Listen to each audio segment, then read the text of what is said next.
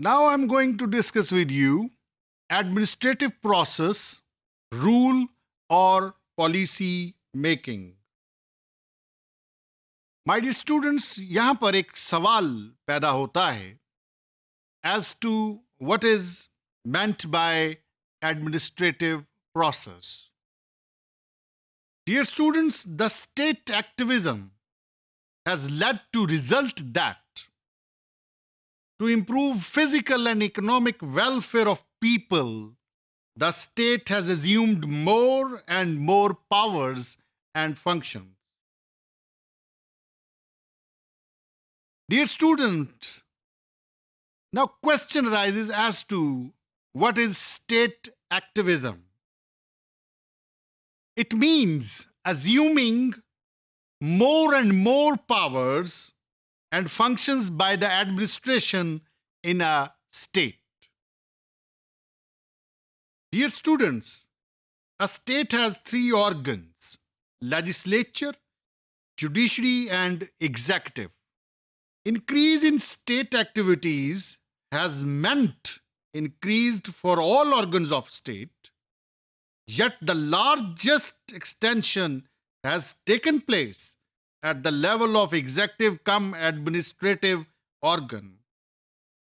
These days, my dear students, administration is all prevailing feature of life today. It makes policies, provides leadership to the legislature, executive, and administers the law and takes manifold decisions. Dear students, administration also exercises legislative power and issues a plenty of rules, bylaws, and orders of a general nature, which is designated as delegated legislation. Dear students, you would be delighted to know that the administration has indeed acquired powers of adjudication over disputes between itself and private individuals, and thus have emerged a plethora of tribunals, diversified in structure, jurisdiction, procedures, and powers connected with the administration in varying degree and giving binding decisions like courts. My dear students, the administration also gets control over extensive power to grant, refuse, or revoke licenses, impose sanctions, and take action of various kinds in its discretion. My dear students, to enable the administration to discharge effectively its rule making, adjudicating, and other discretionary and regulatory functions, it has been given vast powers of inspection, inquiry, investigation, search and seizure, etc.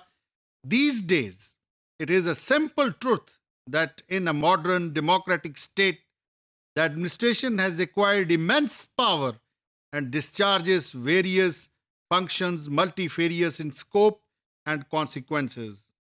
Dear students, pertinent here to note that extension in functions and powers of administration has led to the complex socio-economic problems which practically can be handled only by administrative process instead of the normal legislative or judicial process.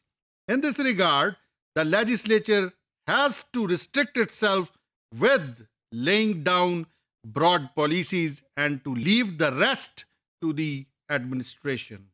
Administrative adjudication has risen enormously as the multitude of cases arising for adjudication under the modern legislation needs to be decided expeditiously with the minimum formality and technicality at the minimum cost and by persons having specialized skills to handle such cases.